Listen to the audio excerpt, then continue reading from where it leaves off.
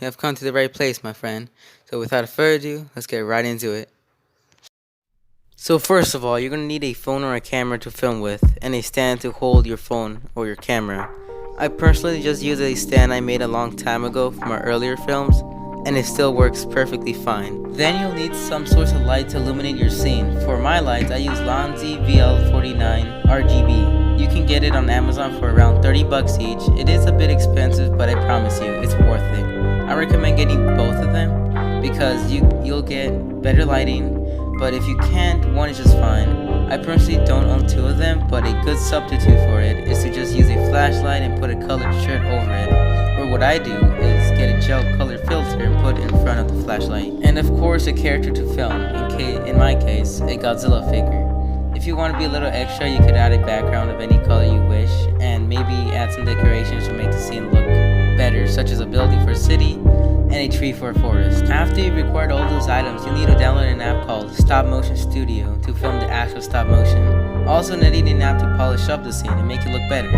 I use KineMaster to edit my films, and I think it's pretty good for beginners and more experienced filmmakers.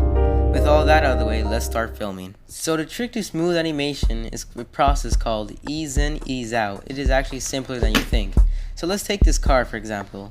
It starts out really slow in each frame, but as it's reaching the middle, it gets faster and the movement is farther apart than it was in the beginning. This is basically the car picking up speed. It starts out slow but ends up fast. It can also be in reverse, depending on the scene you're filming. Now, this is me filming an example of me using this technique. Looks pretty good, right? I think so too. Now, after you have mastered this technique for your film, you're like, okay, I can make smooth animation now, but I still need to make it look better by adding an atomic breath or some rain effects to it. Well, this is where KineMaster and green screen comes in.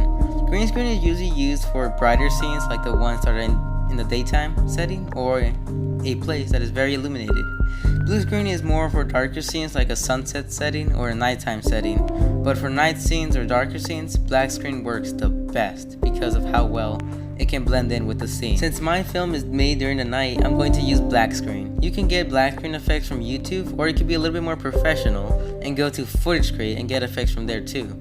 I'll just use YouTube because it's better and simpler for early beginners. I'm going to add rain effects to my demo, and there's two ways to do it. One is to do it practically, another one is to do it digitally. To do it practically, you'll need a spray bottle and actual water. And with every scene, you'll just spray it on the object you're filming until you're done with the scene.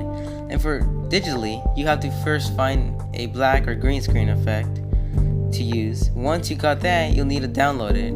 I use a website called y2made.com to download my effects. You can find it by searching YouTube online downloader on Google. Once you got it downloaded, you'll need to open KineMaster and create a new project. Once you got that done, you'll see a media browser as seen on the screen. You're going to pick the original scene from your camera files or your downloaded files if it was stop motion and add it as the base of your video. Then you're going to open the downloaded files you have and you're going to pick the file you just downloaded. Then you're going to see a bunch of tools on the right side of the screen and the effect you just downloaded in the middle. On the right side, you're going to scroll down until you see a tool called chroma key and press enable. Now your effect is going to look transparent. And there you go, you did it. You just added green screen. Congratulations. If you want to play around with the adjustment tool or the filter tool to make your green screen look more natural with your scene, go ahead. Do what you need to do to make it look better. I personally prefer to do both since it gives off a more realistic look than just digital or just practical. Alright, now for the actual beam of Godzilla. You're going to do exactly what you did with the rain effects before, but this time you're going to play around with the tools a lot more to make it look like an actual beam. After you got that done, you're going to need to move the beam with Godzilla's mouth.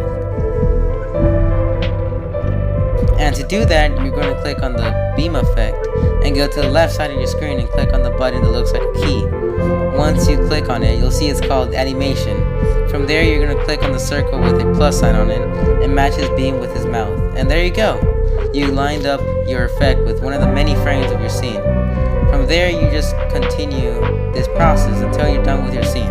And lastly, you're going to need sound effects and music to complete your masterpiece.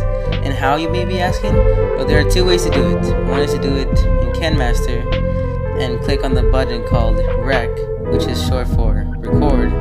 Once you're there, click on start and record your sound effect from a phone, computer, laptop, or even your TV. And once you're done, you click on stop, and that's it. But there is a downside to this simple method though, which is your audio isn't going to sound clear sometimes, or even sound like it was recorded from another device. But to fix this, you're just going to use the other method, which is to download the music and sound effects the same way I downloaded the rain and beam effect before.